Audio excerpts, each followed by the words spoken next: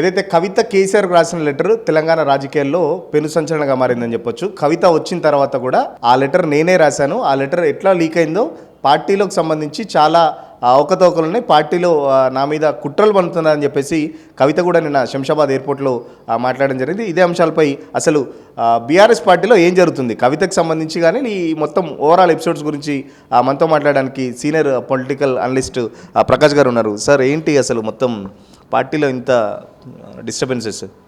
అంటే ఇక్కడ మీడియా హైపే కొద్దిగా ఎక్కువ కనబడ్డది. ఎట్లా అంటే ఫస్ట్ ఆ లెటర్ ఏదైతే ఉన్నదో ఆ లీక్ అయిందా, లీక్ చేశారా అనేది పక్కకు పెడితే ఏ ఒక్క అంశం కూడా పార్టీకి వ్యతిరేకంగా లేదు. అది మనం గ్రహించాల్సింది. కేసీఆర్ను పార్టీని చిన్నగా చేసే విధంగానో, కించపరిచే విధంగానో, నిందలు చేసే విధంగానో ఆ లెటర్ లేదు. ఈ పార్టీ ఆరోగ్యకరంగా ఎదగాలి అనే ఉద్దేశంతో కేసీఆర్ గారి స్పీచ్ మీదనే, ఆ జరిగిన సభ మీదనే ఫోకస్ చేసింది ఆమె. అంటే ఫీడ్బ్యాక్ ఇవ్వడం అనేది ఒక కార్యకర్త యొక్క లక్షణం. ఎందుకంటే కేసీఆర్ గారు ఎప్పుడు రివ్యూ మీటింగ్స్ పెట్టాడు, సమీక్షలు చేయడు. 25 ఏళ్ల చరిత్రలో ఏనాడు ఓటమి వచ్చినప్పుడు కానీ, విజయం వచ్చినప్పుడు కానీ, తెలంగాణ వచ్చినాక కానీ, 25 సంవత్సరాల విజయాల మీద, వైఫల్యాల మీద, ఏ సభ జరిగిన తీరు మీద కానీ, ఎక్కడన్నా పార్టీలో డిస్టర్బెన్స్ వచ్చినప్పుడు కానీ ఎన్నడూ కూడా సమీక్ష చేయడు. అది ఆయన స్వభావమే కాదు. కానప్పుడు ఏం చేస్తారు, కార్యకర్తలైనా, నాయకులైనా, నాలాంటి వాళ్ళైనా, పార్టీలోనే జనరల్ సెక్రటరీ ఉన్నప్పుడు కూడా ఆయనతో అనేది సమీక్ష పెట్టవచ్చు కదా అంటే, ఒకరినొకరు కంప్లైంట్ చేసుకుంటారు, దానివల్ల పార్టీ బలహీనమవుతుంది తప్ప ఏం కాదు. మనకు తెలియదా ఏం జరిగిందో, వాళ్ళు చెప్తేనే తెలుస్తుందా, కావాలంటే మీరు ఫీడ్బ్యాక్ తీసుకొని నాకు చెప్పండి అంటాడు. అదే కవిత గారికి కూడా ఈ ఫీడ్బ్యాక్ ఇవ్వడం అనేది ఒక అలవాటుగా చెప్పింది ఆమె. గతంలో కూడా నేను చాలాసార్లు ఇచ్చాను, ఇప్పుడు కూడా ఇచ్చానని. అందులో ఒక్క అంశం మీద కూడా మనం చర్చించాల్సిన అవసరం లేదు. ఎందుకంటే ప్రజలందరూ అనుకునే అంశాలనే ఆమె ఫీడ్బ్యాక్ తీసుకొని కేసీఆర్ గారు చెప్పింది. వాస్తవానికి కవిత పేర్కొన్న అంశాలు కూడా చాలా వరకు ఆ పార్టీకి నష్టం కలిగించే విధంగా కాకుండా పార్టీని ఎట్లా స్ట్రెంగ్తెన్ చేయాలి, అంటే పార్టీకి జరిగే నష్టం గురించే బాగా, అంటే ఇట్లా పోతే మాత్రం పార్టీకి రానున్న రోజులు నష్టం అని చెప్పేసి చెప్పింది. మరి అవన్నీ కేసీఆర్ తీసుకుంటారా? డెఫినెట్గా తీసుకుంటాడు. ఆయన మళ్ళీ మీటింగ్ పెట్టినప్పుడు ఇటువంటి తప్పులు జరగకుండా చూసుకుంటాడు. మంచి ఎవరు చెప్పినా వింటాడు ఆయన, అట్లేం లేదు.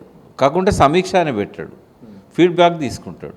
మేము కూడా చాలాసార్లు లెటర్స్ ఇచ్చాం కాబట్టి ఫీడ్బ్యాక్ తీసుకుంటాడు. ఎదురుగా కూర్చొని ఎందుకు చెప్పలేదు అని అడుగుతున్నారు బండి సంజయ్ లాంటి వాళ్ళు, ఆది శ్రీనివాస్ లాంటి వాళ్ళు. నేనేమంటున్నా అంటే, కేసీఆర్ గారు ఎదురుగా కూర్చుంటే ఆయన చెప్పేది మనం వినాల్సి వస్తుంది, మనం చెప్పేది ఆయన వినడు. ఆయనకిచ్చే పద్ధతి ఇదే. నేను ఇక రాబోయే రోజుల్లో కూడా ఎవరన్నా కేసీఆర్ గారికి ఏదైనా చెప్పాలనుకున్న వాళ్ళకి నా మనవి ఏంటంటే, మీరు పోయి చెప్దాం అనుకుంటే ఆయన పూర్తిగా మిమ్మల్ని చెప్పనియాడు, ఆయన చెప్పేది మనం వినాల్సి వస్తుంది. ఎందుకంటే ఆయనలో కూడా ఏదో క్యారెక్టర్ ఉంటుంది, నాకు తెలిసి గుర్తొస్తలేదు. మనం ఆ ముందెళ్తే మన బలమంతా ఆయన తీసుకుంటాడు అన్నట్టు, అంతేనా మీరు చెప్పేది? అట్లని కాదు. కేసీఆర్ గారు ఏం చేస్తారంటే, ఫస్ట్ ఆయన ముందర కూర్చోగానే సగం పిరికితనం వస్తుంది. ఎందుకంటే ఆయన పెద్ద, ఆయనే టవరింగ్ పర్సనాలిటీ. ఆయనకు మనం చెప్పగలుగుతామా? ఆయన మనం చెప్తే వింటాడా? ఆయన మనతో చెప్పించుకునే స్థాయిలో ఉన్నాడా? ఆయనకు తెలియదా ఈ విషయాలు ఎప్పుడైతే మన మైండ్లోకి వస్తాయో మనం చెప్పం. కాబట్టి రాయడమే ఒకే ఒక్క పద్ధతి. ఆయనకి ఏదైనా చెప్పాలనుకున్నప్పుడు రాసి ఇవ్వడమే పద్ధతి. అంటే లెటర్లో ఉన్న అంశాలు పక్క పెడితే కవితకు సంబంధించి కూడా చాలా ఆరోపణలు చేసింది. పార్టీలో కేసీఆర్ దేవుడు, కేసీఆర్ చుట్టూ దయ్యాలు ఉన్నాయని చెప్పేసి. నిన్నటి దాకా జరిగింది ఒక ఎత్తు అయితే, అసలు సమస్య నిన్న స్టార్ట్ అయింది. కేసీఆర్ చుట్టూ దయ్యాలు ఉన్నాయన్నది ఒక ఇంపార్టెంట్ పాయింట్. అది ఆమె చెప్పాలి ఒకటి. రెండవది ఏంటంటే, సరే దయ్యాలు ఉన్నా కూడా అది మీడియాలో కాదు చెప్పాల్సిందే. ఆమె లేఖను బహిరంగంగా రాస్తే కూడా నష్టం జరగకపోయేది. ఆ లేఖలో పార్టీకి నష్టం చేసేది ఏది లేదు కాబట్టి లేఖ లీక్ కావడం వల్ల పార్టీకి నష్టమేం జరగలే. ఒకటే విమర్శ వచ్చింది, బిడ్డ కదా అంటే ఎదురుగా కూర్చొని చెప్పుకోలేదా, బిడ్డను కూడా కలవనిస్తలేడా? కేసీఆర్ మీద ఒక ఆరోపణ ఉంది కదా ఎవరిని కలవడని, అంటే బిడ్డను కూడా కలవనియడా? అది అంతవరకే దాని ఇంపార్టెన్స్. ఆమె లేఖ రాయడం తప్పని నేను అనట్లేదు, ఆ లేఖలో అంశాలను కూడా నేను తప్పట్టట్లేదు. వాటి వల్ల పార్టీకి నష్టం ఏం లేదు, లాభమే ఉంటుంది. కేసీఆర్ గారికి కూడా అదొక సూచనలాగా ఉంటుంది. బట్ నిన్న మాట్లాడిన మాటలలో దయ్యాలు ఉన్నాయన్నది మాత్రం బహిరంగంగా అనాల్సిన అవసరం లేకుండే ఇంటికి పోయి వాళ్ళతోనే చెప్పాల్సి ఉండే, మీ చుట్టూ నోళ్ళు ఇట్లా చేస్తున్నారు, ఈ లేఖను లీక్ చేశారు, ఇట్లా జరగకుండా ఉండాల్సింది. వీళ్ళ విషయంలో కొద్దిగా జాగ్రత్తగా ఉండండి, లేదా వీళ్ళని పక్కకు పెట్టండి. వాళ్ళు ఎవరో కూడా ఆయనకే చెప్పాలి కదా ఆమె. కాబట్టి ఆ అవకాశాన్ని మీడియాలో చెప్పడం అనేది కరెక్ట్ కాదనేది నా ఉద్దేశం. బట్ కవిత గారిది మనం మాట్లాడుకోవాల్సిన సబ్జెక్టు వేరే ఉన్నది. సామాజిక తెలంగాణ ఆమె అది తెర మీద తీసుకొచ్చింది, కొత్తగా ఏం రాలే. కార్యక్రమాలేమో జైలు పోకముందు నుంచే టేకప్ చేసింది. సామాజిక తెలంగాణ, జ్యోతిబా పూలే విగ్రహము, రిజర్వేషను బీసీలకు, ఈ అంశాలన్నీ ఆమె అంతకుముందే ఎత్తింది. తర్వాత 2007 నుంచే సామాజిక తెలంగాణకు సంబంధించిన అంశాల మీద ఆమె జాగృతిలో చేస్తూ ఉన్నది. కాబట్టి ఐ సపోర్ట్ ఇట్ 100%. సామాజిక తెలంగాణ నినాదం ఆమె తీసుకోవడం అనేది 100%. మీరు చెప్పేది కరెక్టే. ఇక్కడ దాదాపు 10 ఏళ్ళ గవర్నమెంట్ ఉన్నప్పుడు తెలంగాణ జాగృతి కానీ లేకపోతే చాలా వరకు ఆ అంశాలు మొత్తం మరుగునబడినాయి. కేసీఆర్ చెప్పిండు జాగృతి ఆ బీఆర్ఎస్కి సమాంతరంగా అభివృద్ధి చెందితే బీఆర్ఎస్కి నష్టం అని చెప్పేసి ఆ జాగృతిని కూడా తొక్కిపెట్టే ప్రయత్నం చేశారు. సో జైలుకు పోయి వచ్చిన తర్వాత నాకంటూ సొంతగా ఒక జాగృతి నేను పెట్టుకుంటాను, నాకంటూ సొంత కార్యక్రమాలు చేసుకుంటున్నాను చెప్పేసి కూడా కవిత ఏదైతే ఆరోపించిన విషయం ఏంటంటే పార్టీలో నాకు తగినంత ప్రాధాన్యత లేదు, పార్టీలో నా మీద కుట్రలు పన్నుతున్నాయని చెప్పేసి కూడా మన చిట్చాట్లో చెప్పింది. సరే, అది చిట్చాట్లు ఏం చెప్పినా కూడా సామాజిక తెలంగాణ మీద జాగృతి పనిచేయడం అనేది 100% కరెక్ట్. దాన్ని కేసీఆర్ గారు కూడా ఎంకరేజ్ చేయాలి. సామాజిక తెలంగాణ అనేది ఒక కేసీఆర్ గారు కొంత దూరం దాన్ని తీసుకుపోవడానికి ప్రయత్నం చేశారు. ఫస్ట్ అసలు పార్టీ రిజిస్ట్రేషన్ అప్పుడే 2001లో ఏదైతే నియమావళి ఉందో, పార్టీ నిబంధనలు నియమావళి, అందులోనే సామాజిక తెలంగాణ లక్ష్యం ఉన్నది. ఎందుకంటే 51% బడుగు బలహీన వర్గాలు, దళితులు, బహుజనులు, మైనార్టీలు, వాళ్ళకి ఈ పార్టీలో స్థానం 51%, అంత తక్కువ కాకుండా అన్ని కమిటీలలో కానీ ఉంటుందని చెప్పేసి ఈ 2001లో చెప్పాడు ఆయన 25 ఏళ్ళ కింద. కాబట్టి సామాజిక తెలంగాణ అనేది బయటికి చెప్పినా చెప్పకపోయినా వాళ్ళ ఇంటర్నల్గా అది ఎజెండాలో ఉంది. మేమెంతో మాకంత నినాదాన్ని వచ్చినప్పుడు అది చేయాల్సిన అవసరం ఉండే. అది కొంతవరకు ఏంటంటే కొంత ప్రయత్నం జరిగింది తప్ప బీసీలు, ఎస్సీలు, ఎస్టీలు ఆశించినంత కానీ ఆయన చేయగలిగినంత కానీ చేయలేకపోయాడు, చేయాల్సినంత కూడా చేయలేకపోయాడు. కవిత కూడా అదే అంశం తీసుకొస్తుంది కదా 10 ఏళ్ళ నుంచి. ఒక ఎజెండా పెడుతున్నది కేసీఆర్ ముందట. ఇవాళ కాకపోతే రేపైనా అధికారంలోకి వస్తుంది ఆ పార్టీ. వచ్చినప్పుడు ఒక ఎజెండాని ఇప్పుడే ఫిక్స్ చేస్తూ ఉంది. దానికి ఆమె ఒకవేళ ఆమె అగ్రకులం నుంచి వచ్చినా కూడా ఖచ్చితంగా మాకు ఆమె ఏ కులం నుంచి వచ్చిందనేది ఇంపార్టెంట్ కాదు. సామాజిక తెలంగాణ నినాదం మాది. ఆ నినాదాన్ని ఆమె ఎత్తుకున్నది, ముందుకు తీసుకెళ్తున్నది. ఎవరు తీసుకెళ్ళినా అది మాకు ఉపయోగపడుతుంది. ఆమె కంటే ఎక్కువగా బీసీలకు, ఎస్సీలకు ఉపయోగపడుతుంది, మైనార్టీలకు ఉపయోగపడుతుంది. అంటే 100% సపోర్ట్ చేస్తాం. రెండవది, ఆ నినాదం అనేది ఆ పేరుతో జాగృతి మీరు అన్నట్టుగా 2007లో ఏర్పడ్డా కూడా కేసీఆర్ గారు ఒక స్టేజ్లో కమిటీలను రద్దు చేయమని చెప్పి చేయించినా కూడా జాగృతి చావలేదు. ఆమె కమిటీలను రద్దు చేసింది కానీ జాగృతి వాళ్ళతో నిత్యం సంబంధంతోనే ఉంది. అది పార్టీ కాదు, అదొక సోషల్ ఆర్గనైజేషన్. తప్పేంది? రాజకీయంగా జాగృతి ఉండడం వల్ల టీఆర్ఎస్కి వచ్చిన నష్టం ఏమైనా ఉన్నదా?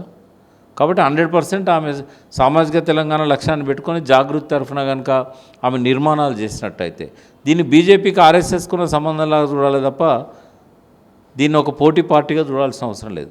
కవిత గారు టీఆర్ఎస్లో ఉంటూనే జాగృతిని లీడ్ చేయాలి, సామాజిక తెలంగాణ నినాదాన్ని ముందుకు తీసుకెళ్ళాలి. అన్ని సెక్షన్లలో కూడా జాగృతి శాఖలను ఏర్పాటు చేయాలి. ఆ శాఖల ద్వారా సామాజిక తెలంగాణ లక్ష్యంగా ముందుకు పోవాలి. ఆర్ఎస్ఎస్కి వాళ్ళు 87 వింగ్స్ ఉన్నాయి. బీజేపీ వాళ్ళు ఏమైనా ఆబ్జెక్షన్ చేస్తున్నారా? ఎందుకు కేసీఆర్ గారు ఆబ్జెక్షన్ చేయాలి? లేదా ఎందుకు మీడియాలో జాగృతి మీద అదొక పోటీగా ఎదుగుతున్నదని, కవిత గారు ఇంకో పోటీ పార్టీ పెడతారని ఎందుకు అపోహలు రావాల్సిన అవసరం ఉంది? సామాజిక తెలంగాణ లక్ష్యంగా ఆమె ఏ స్టెప్ తీసుకున్నా కూడా బీసీలు, ఎస్సీలు, ఎస్టీలు తప్పకుండా ఆదరిస్తారు.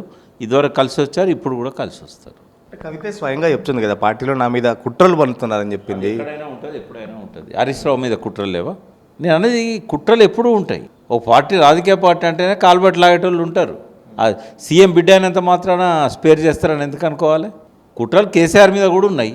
ఇప్పుడు కేసీఆర్ ఆరోగ్యంగా ఉండి ముఖ్యమంత్రి ఉన్నప్పుడే ఆయన దిగిపోతున్నాడు, సాక్షాత్తు మంత్రులే అన్నారు కదా. దాన్ని కుట్రలు అనుకోవాలా? అతి ఉత్సాహం. ఎట్లా హ్యాండిల్ చేస్తాడు మరి? ఒక పక్కన బిడ్డ, ఒక పక్కన కొడుకు, వీళ్ళకి సంబంధించి కేసీఆర్ ఎట్లా హ్యాండిల్ చేయబోతున్నాడు? దీనికి సంబంధించి సమస్యలే కాదు. కేసీఆర్ గారి టవరింగ్ పర్సనాలిటీకి ఇవి సమస్యలా? ఇవి జాగృతి కార్యక్రమాలు పోటీగా ఉండకుండా ఒక ఇంకో నాయకత్వం పార్టీకి ఆల్టర్నేట్గా ఎదగకుండా ఒకే నాయకత్వం కింద ఒకే ఎజెండాతో పనిచేయాలనే పార్టీ లక్ష్యం కోసం కేసీఆర్ గారు ప్రయత్నం చేస్తారు. కవిత గారు ఏమన్నా కొంత హద్దు దాటినా, గీత దాటినా ఆమెను అదుపులోకి తీసుకొస్తారు. పార్టీలో ఉన్న దయాల సంగతి కేసీఆర్ను కవిత కూర్చొని తేల్చాలి. కవిత చేస్తున్న ఈ సామాజిక తెలంగాణ నినాదానికి నా సంపూర్ణ మద్దతు ఉంటుంది. కేటీఆర్ కూడా మాట్లాడుతూ పార్టీలో రేవంత్ రెడ్డి కోవట్లు ఉన్నారని చెప్పేసి ప్రత్యక్షంగా అంటే పరోక్షంగా ఎవరన్నట్టు ఇప్పుడు ఆ పార్టీకి సంబంధించి కోవట్లు ఒక రాజకీయ పార్టీ అన్నప్పుడు ఇదొక గోదావరి వరద లాంటిది. గోదావరిలో కిన్నెరసాని కలుస్తుంది, గోదావరిలో తాలిపేరు కలుస్తుంది, ఛత్తీస్గఢ్ నుంచి వచ్చి ఇంద్రావతి కలుస్తుంది, శబరి కలుస్తుంది.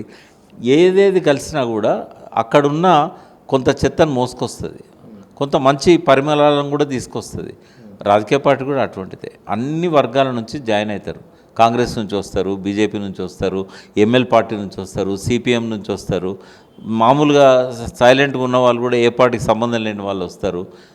అందులో కొంతమంది కుట్రలు చేయడానికి వస్తారు, కొంతమంది స్ట్రెంగ్తెన్ చేయడానికి వస్తారు. అది పార్టీ ప్రక్షాళన చేయాలంతే. దయ్యాలు ఉన్నాయని ఎత్తి చూపెట్టుకోవాల్సిన పరిస్థితి రానియకూడదు. రానిచ్చిళ్ళు అది బహిరంగంగా చెప్పకూడదు. ఆమె తొందరపడి చెప్పింది, ఎమోషనల్ అయింది. బట్ అది తేల్చుకుంటారు వాళ్ళు, సరి చేసుకుంటారు. గత 10 ఏళ్ళ ప్రభుత్వం దగ్గర ఉన్నప్పుడు కూడా చాలా మందిని కేసీఆర్ని ఒక టీం కలవనీయలేదు. సో ఆ టీం గురించి నేను కవిత కూడా చెప్పాను. అంటే సాక్షాత్తు కేసీఆర్ బిడ్డకి ఎటువంటి పరిస్థితి ఉంటే ఒక సామాన్య కార్యకర్త, గతంలో కూడా చూసాం, ఈటల రాజేందర్ మంత్రిగా ఉన్నప్పుడు పార్టీ నుంచి వదిలిపెట్టేటప్పుడు మాకు ప్రగతి భవన్ గేట్లెక్కి అంటే లోపలికి పోయేందుకు కూడా ఛాన్స్ లేదని చెప్పేసి చాలా సందర్భాలు చెప్పిన సందర్భం. అంటే కొద్దిగా అతిగా చేశారనేది నాకున్నది ఇన్ఫర్మేషన్. కొద్దిగా అతిగా వ్యవహరించారు. ఇంకొకటి గుర్తుపెట్టుకోండి సురేష్, ఒక ఇంపార్టెంట్ పర్సన్ కేసీఆర్ని కలుస్తా అన్నప్పుడు ఆయనకు చెప్పకుండా ఉండరు, అంత సాహసం చేయరు. ఎక్కడన్నా 1-2 దిక్కుల ఆ పర్టికులర్ మధ్యలో ఉన్న మనిషికి వీళ్ళ పట్ల వ్యతిరేకత ఉంటే చెప్పకుండా దాటేయచ్చు. లేదా ఎప్పుడన్నా ఇతని గురించి కేసీఆర్ గారు ముందు చెప్పినప్పుడు ఆయన కొంచెం ఈసడించినట్టు తక్కువగా చులకన భావంతో మాట్లాడండి అనుకో, ఆయన నోటీస్ తీసుకెళ్ళకపోవచ్చు. కొంత జరుగుతుంది, ఒక 10-20% జరుగుతుంది. బట్ 80% మాత్రం కలుస్తా అన్న వ్యక్తులను ఖచ్చితంగా కేసీఆర్ చెప్తారు, ఫలానా వ్యక్తి మీ అపాయింట్మెంట్ అడుగుతున్నాడు. ఎవరో మామూలు కార్యకర్తలు అంటే వేరు, కానీ ఒక స్థాయి గల నాయకులు ఎవరు కలుస్తామన్నా కూడా ఆయన నోటీస్కి ఒకసారి కాకపోతే రెండోసారైనా తీసుకెళ్తారు.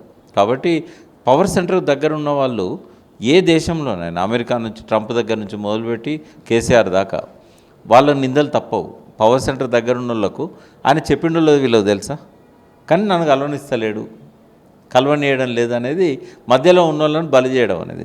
దేవుడు వరం ఇచ్చినా పూజారి వరం ఇయ్యాడు. కేసీఆర్ చుట్టూ దయ్యాలు లేవు మరి ఇప్పుడు మీరు అన్నట్టు, మీరు చెప్పింది ఏంటంటే కేసీఆర్ చుట్టూ దయ్యాలు లేవు అని మీరు అన్నారు. దయ్యాలని అంత పెద్ద పదం నేను వాడా. దయ్యాలను కేసీఆర్ ఎందుకు పెట్టుకుంటాడు? కేసీఆర్ దయ్యం అని తెలిసిన మరుక్షణం ఎందుకు ఉంచుకుంటాడు? కేసీఆర్కి అవసరం కోసం కొంతమంది సపోర్ట్ తీసుకుంటాడు ఆయన. వీళ్ళ దృష్టిలో వాళ్ళు దయ్యాలు కనబడుతున్నారు, ఆయన దృష్టిలో వాళ్ళు దయ్యాలు కాకపోవచ్చు. వాళ్ళు ఎందుకు దయ్యాలైన్లో ఆయనకు చెప్పాలి కదా, ఆ బాధ్యత ఉన్నది కదా. ఇప్పుడు నాకు కొంత అనుభవం ఉంది, ముఖ్యమంత్రుల చుట్టూ కొంతమంది ఎప్పుడు బ్లేమ్ అవుతూ ఉంటారు. వాళ్ళు చేసే స్వయంకృత అపరాధాలు ఒక 20% ఉంటాయి, 80% ఏంటంటే వాళ్ళు షీల్డ్ లాగా ఉంటారు అన్నట్టు. మనం వేసే రాళ్ళన్నీ సీఎంకు తగలకుండా వాళ్ళకు తగులుతూ ఉంటాయి. అట్లా అర్థం చేసుకోవాలి. దయాలనే పెద్ద పదం వాడాల్సిన అవసరం లేకుండే కొంతమంది తప్పుగా ఆయనకు రిపోర్ట్ చేస్తున్నారు. ఇంకోటి కేసీఆర్ లక్ష్యం ఏంటంటే ఎవరు చెప్పినా వింటాడు, కానీ అన్నీ నమ్మడు. ఆయన కూడా చెక్ చేసుకుంటాడు, అంత ఈజీ కాదు. లెటర్ లీక్ అయిన దాని గురించి కూడా పార్టీలో అంతర్గతంగా చర్చ జరగాలి. లెటర్ ఎట్లా లీక్ అయింది అనేది కూడా ఆలోచించాలని చెప్పేసి కూడా కవిత పెద్ద ఎత్తున ఆరోపణ చేసింది. నేను లెటరు చాలా సీక్రెట్గా ఇచ్చాను, బట్ నేను అటు అమెరికాకి వెళ్ళేసరికి ఇదంతా లీక్ అయ్యి మొత్తం గందరగోళం చేశారని చెప్పేసి. అంటే ఇక్కడ నుంచి ఆయన లీక్ కావచ్చు కదా, కేసీఆర్ గారి దగ్గర ఉన్న వాళ్ళే లీక్ చేశారని ఎందుకు అనుకుంటాం? ఆమె మూడో వ్యక్తికి ఇస్తుందా? కేసీఆర్ గారికో వారి తల్లి గారికో ఇస్తుంది. అది ఎట్లా లీక్ అవుతుందా? ఇక్కడ నుంచి కూడా లీక్ కావచ్చు కదా. ఆమె జనరల్గా ఏం చేస్తుంది అంటే, నాకు తెలిసి ఆమె పెన్ను పేపర్ పట్టుకొని రాయదు. ఆమె దగ్గర ఉన్న ఐప్యాడ్ పెన్తో రాస్తుంటుంది. రాసిన తర్వాత దాన్ని మెయిల్ చేస్తుంది, లేకుంటే ప్రింట్అవుట్ తీసుకురమ్మంటుంది. ఆ ప్రింట్అవుట్ తీసుకురమ్మన్న కాడ కూడా జరగవచ్చు. ఎక్కడ లీక్ అయిందనేది ఎవరు చెప్పగలుగుతారు? దాని మీద ఏమన్నా పోనీ అదేమన్నా రహస్యమైందా? అసలు ఆ లెటరు బహిరంగంగా ఆమె పత్రికల్లో ఇచ్చినా కూడా ఇంత చర్చనీయాంశం కాకపోయేది. ఫీడ్బ్యాక్ కదా, తప్పేమున్నది? పెద్ద విమర్శలు ఏం లేవు, అందులో అన్నీ చిన్నవి ఉన్నాయి. విమర్శల కంటే కూడా సూచనలు లాగా ఉన్నాయి. 42% రిజర్వేషన్ మాట్లాడలేదు, ఎస్సీ రిజర్వేషన్ సంబంధించి మాట్లాడలేదు. అదే తను కూడా ఒక మాట అనుకున్నది, నన్ను బీజేపీ జైల్లో పెట్టింది కాబట్టి నేను కొద్దిగా ఎక్కువగా రెస్పాండ్ అవుతున్నానేమో, బీజేపీ గురించి తక్కువ మాట్లాడనని చెప్పుకుంటేనే నేను కొద్దిగా ఎక్కువ చెప్తున్నానేమో అని కూడా అనుకున్నది. ఆ ఒక్క వర్డ్ మీదనే నేను ఇది ఆమె రాసిందని ముందే చెప్పేసిన నేను 2 డేస్ ముందు చెప్పినాను నేను ఖచ్చితంగా ఇది కవిత రాసింది అని.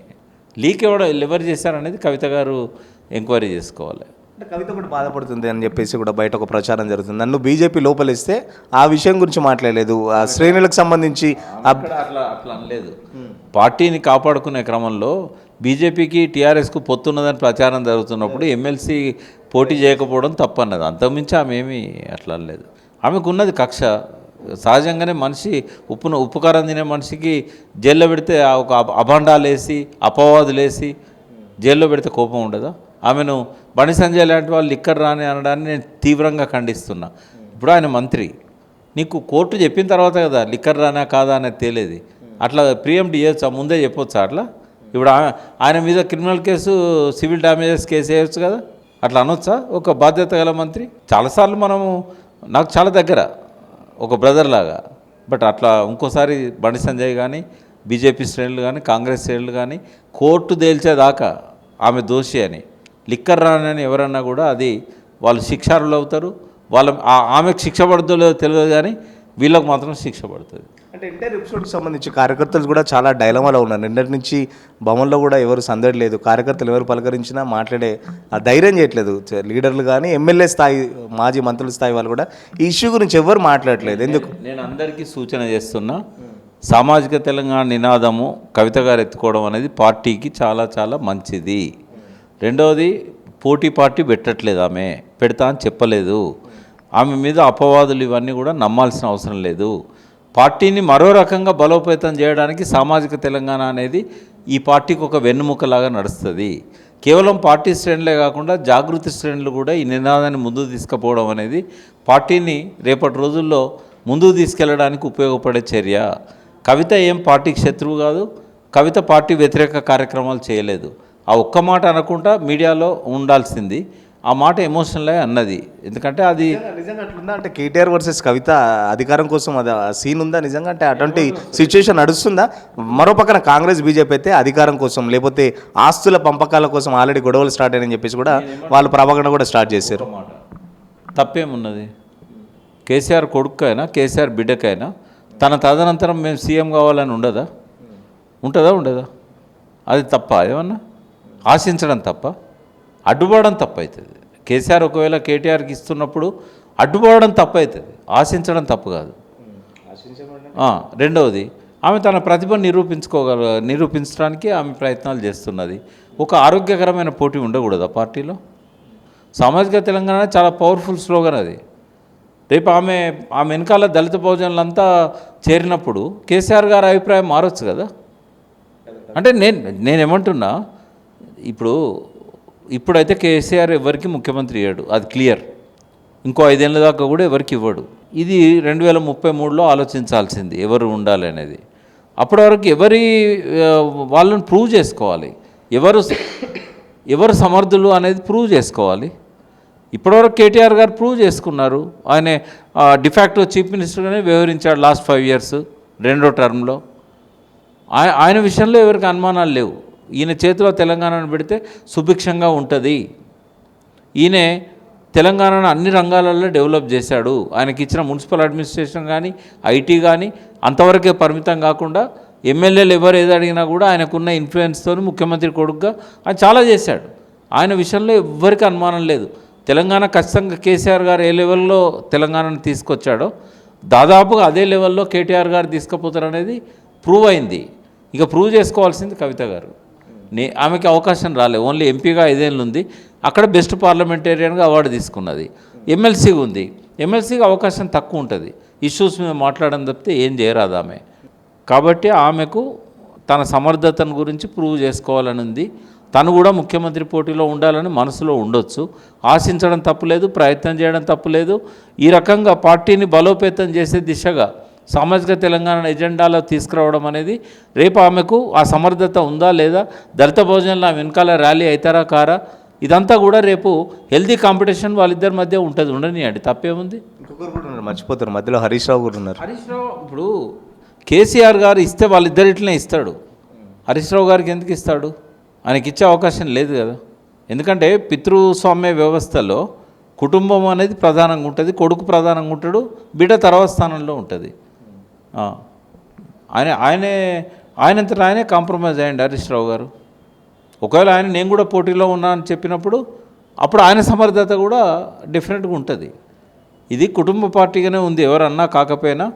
తెలంగాణ తెచ్చిన పార్టీ అయినా కుటుంబం యొక్క డామినేషన్ ఆ పార్టీలో ఉంటుంది. పర్టికులర్ కేసీఆర్ గారిది ఉంటుంది.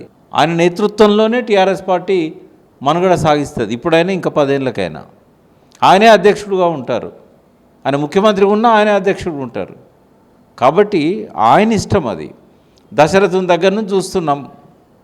భారతదేశంలో ఏ పార్టీ కొడుక్కియకుండా ఇతరులకు ఇచ్చిన సందర్భాలున్నాయి, కూతురుకు కానీ ఇతరులకు కానీ ఇచ్చిన సందర్భాలున్నాయి. ములాయం సింగ్ ఆయన కొడుకు ముందు తీసుకురాలేదా? కరుణానిధి ఆయన కొడుకుని తీసుకురాలేదా? కనిమూలిని తీసుకురాలే కదా. ఇదంతా కవితకు తెలియదా మరి? ఎందుకు కావాలని కేటీఆర్ డిస్టర్బ్ చేస్తుంది అనుకోవచ్చా, లేకపోతే పార్టీలో ఇంత డిస్టర్బెన్సెస్ ఎందుకు? మరి కేటీఆర్కి ఇస్తుంటే కాంప్రమైజ్ అయ్యి పార్టీని స్ట్రెంగ్తన్ చేసుకోవచ్చు కదా, మరి కవిత ఎందుకు? ఇప్పుడు పార్టీని స్ట్రెంగ్తనే చేస్తుంది ఆమె. జాగృతి కార్యక్రమాలు పార్టీని స్ట్రెంగ్తన్ చేసేవే. ఆమె తను కూడా నేను కూడా వారసులు జరిగిన ఇన్సిడెంట్ పార్టీకి నష్టం కదా? ఏం లేదు, ఏం నష్టం ఉన్నది? ఆయనకు ఒక హెచ్చరికలాగా ఉంది అంతే. నీ చుట్టూ కొంచెం దయాలనే చూసుకో అని చెప్పినట్టున్నది. బయటికి చెప్పొద్దు అది, బట్ ఆయనకు చెప్పాల్సి ఉండే. బట్ చాలామందికి అపోహ ఉంది కదా ఆయన చుట్టూ ఉన్న వాళ్ళు. నేను కూడా ఒకసారి ఒక సందర్భంగా అన్నా నేను తొట్టిగాంగా అని. కాబట్టి అది సరి చేసుకోవాల్సిన బాధ్యత ఆయన మీద ఉంటుంది. ప్రజలు తిరస్కరించిన వాళ్ళని పక్కన పెట్టుకోకూడదు. అట్లా ఎవరు అన్నారా లేదా? నేనైతే ఫామ్ హౌస్కి పోవట్లేదు.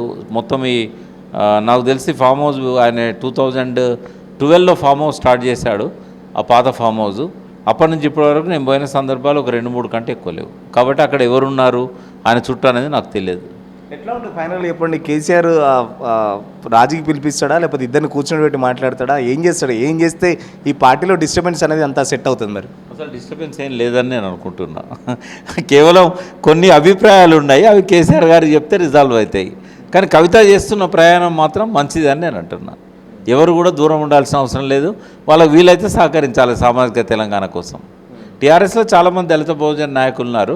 వాళ్ళకు నా మనం ఏంటంటే, కవిత గారు ఏదో పోటీ పార్టీ యాక్టివిటీస్ చేస్తుందని మీరు దూరం ఉండాల్సిన అవసరం లేదు. ఇది సామాజిక తెలంగాణ అనేది టీఆర్ఎస్ పార్టీకి ఇది మొదటి నుంచి ఎజెండాలో ఉంది. పార్టీ నియమావళిలోనే అదొక ఎజెండాలో ఉంది. కాబట్టి పార్టీ వ్యతిరేక కార్యక్రమంగా చూడాల్సిన అవసరం లేదు. చేతనైతే సహకరించండి అని చెప్తున్నాం. ఎట్లా ఉంటుంది అంటే కేటీఆర్కి నిజంగా కవితకు అసలు మాట్లాడే సిచ్యువేషన్ లేదా? జైలు నుంచి వచ్చిన తర్వాత కూడా బాగానే కలుస్తున్నారు. మరి ఎందుకు ఈ గ్యాప్ ఎక్కడి నుంచి వచ్చింది? అసలు వాళ్ళంతా యూనిటీగానే ఉన్నారు. వాళ్ళ మధ్య ఎటువంటి పొరపొచ్చాలు లేవు. ఇవన్నీ మీడియా హైప్ చేస్తున్నది. వాళ్ళిద్దరి మధ్య చిచ్చు పెట్టాలనే స్వార్థం ఎవరికి ఉంటుంది? 2 పార్టీలకు ఉంటుంది. ఎందుకంటున్నా అంటే, అసలు ఈ ప్రచారం అంతా స్టార్ట్ అయింది ఎప్పుడు? ఏప్రిల్ 27 పెద్ద ఎత్తున ఓ బహిరంగ సభ జరిగి మళ్ళీ ఒక పెద్ద రెప్యుటేషన్ టీఆర్ఎస్కి వచ్చిన తర్వాత ఇక ప్రజల దగ్గర పోయి ఏం చెప్పినా రేవంత్ రెడ్డికి వినరు, వాళ్ళు బీజేపీకి వినరు. కాబట్టి ఆ ఇంట్లో చిచ్చు పెట్టాలి. చిన్న చిన్న వాటిని నిప్పు రవాణం దావానాలను చేయాలి. ఏం లేని కాడ మంట పుట్టియాలి. ఓ అనుమానం క్రియేట్ చేయాలి. పార్టీలో కలత క్రియేట్ చేయాలి. ఆరోపణలు ప్రత్యారోపణలతో వాళ్ళ మధ్య సంబంధాలు తెగతెంపులు చేయాలి. మీడియా అనుకుంటే ఏదైనా చేస్తుంది కదా. ఒక నాయకుడిని పెంచగలుగుతుంది, ఒక నాయకుని మీద అనుమానాలు తేగలుగుతుంది, ఒక నాయకుడిని పాతాలని తొక్కగలుగుతుంది. ఇది మీడియా లోపలనే ఉంది. ఇది ఆ మీడియాలో కొంతమంది టీఆర్ఎస్ అంటే గిట్టని మీడియా వాళ్ళు ఈ లేఖను ఫస్ట్ బయట పెట్టారు. వాళ్ళకి ఎందుకు లీక్ అయింది ఈ లేఖ? ఒక బ్యాలెన్స్డ్గా ఏ పార్టీతో సంబంధం లేని మీడియాకి ఎందుకు లీక్ కాలేదు? అన్ని అనుమానాలు ఉన్నాయి. ఇంట్లో మీడియాది ఎక్కువ ఉందని చెప్తున్నాను. 90% వాళ్ళ మధ్య ఎటువంటి పొరపచ్చాలు లేవు. తండ్రి కూతురు మధ్య లేదు, అన్న చెల్లె మధ్య లేదు, అల్లునికిన్ను కవితకు లేదు, అల్లునికిన్ను కొడుకు లేదు. బీజేపీ వాళ్ళు అంటారు కవిత వెనుక రేవంత్ రెడ్డి ఉన్న అంటారు, కాంగ్రెస్ వాళ్ళు అంటారు కవిత వెనకాల బీజేపీ వాళ్ళు. అసలు కవిత వెనకాల ఉన్నది ఎవరు? కవిత వెనకాల జాగృతి సేన ఉంది. కవిత వెనకాల ఆమెను నిజాయితీ పరాలని నమ్మే అశేష ప్రజానీకం ఉన్నది. ఆమెను షీల్డ్ చేయాలనే మాలాంటి వాళ్ళం ఉన్నాం. మీ సపోర్ట్ ఎవరికి మరి? కవితగా కేటీఆర్కి ఉంటుంది? ఒకవేళ నేనేంటంటే తెలంగాణకు ఉంటుంది నా సపోర్టు. తెలంగాణ ప్రజల కోసం ఎవరు మంచి పని చేస్తే వాళ్ళకి సపోర్ట్ ఉంటుంది. రేపు ఉత్తమ్ కుమార్ రెడ్డి మేడిగడ్డం కడితే నేను ఆయన ఇంటికి పోయి సన్మానం చేస్తాను. నేను తెలంగాణవాదిని. సామాజిక తెలంగాణ లక్ష్యం కోసం జయశంకర్ గారు ఆయన ఒడవన్ ముచ్చట్లో చెప్పాడు. తెలంగాణ వచ్చిన తర్వాత నెక్స్ట్ మన ఫోకస్ అంతా సామాజిక తెలంగాణ మీద ఉండాలని చెప్పాడు. మేము ఆ రోజు చర్చ పెట్టాం. ప్రజాస్వామ్య తెలంగాణ, దళిత బహుజన తెలంగాణ, భౌగోళిక తెలంగాణ.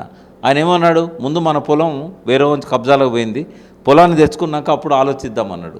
పొలం వచ్చింది మన చేతిలోకి. ఇప్పుడు చేయాల్సింది ఏంది? సామాజిక తెలంగాణ. జయశంకర్ గారి లక్ష్యాలకు అనుగుణంగా జాగృతిలో ఆ నినాదం తీసుకుంటే ఎవరు తప్పు పడతారు, ఎందుకు తప్పు పడతారు? ఒకవేళ కేసీఆర్ గారు తప్పు పట్టినా కూడా అది కరెక్ట్ కాదని నేను చెప్తాను. ఖచ్చితంగా ఈ ఎపిసోడ్ అంతా కేవలం మీడియా వల్ల సృష్టించింది మాత్రమే, వేరే పక్క పార్టీలు ఏదైతే కాంగ్రెస్ బీజేపీ ఉందో వాళ్ళు మాత్రం సృష్టించింది. ఖచ్చితంగా ఇదంతా కేవలం టీ కప్లో తుఫాన్గా మాదిరి తగ్గిపోద్దని చెప్పేసి ఖచ్చితంగా కేసీఆర్ కానీ లేకపోతే కవిత కానీ కేటీఆర్ కానీ వీళ్ళంతా కుటుంబ సభ్యులుగా ఎప్పటికీ కలిసే ఉంటారు, తెలంగాణ అభివృద్ధికి ఎప్పుడు పాటుపడతారని చెప్పేసి. మరోపక్కన కవిత అయితే ఏదైతే ఎత్తుకుందో సామాజిక తెలంగాణ, దానికి సంబంధించి నా పూర్తి మద్దతు ఉంటుందని చెప్పేసి, దీనికి సంబంధించి పార్టీలో కూడా ఎలాంటి డిస్టర్బెన్స్ కవితకు కూడా క్రియేట్ చేయొద్దు. ఒకవేళ క్రియేట్ చేస్తే అది పార్టీకే నష్టం కానీ కవితకు ఎలాంటి నష్టం లేదని చెప్పేసి కూడా చెప్తున్నారు వి ప్రకాష్. ఇది ఓవరాల్గా కవిత ఎపిసోడ్కి సంబంధించి స్పెషల్ డిస్కషన్.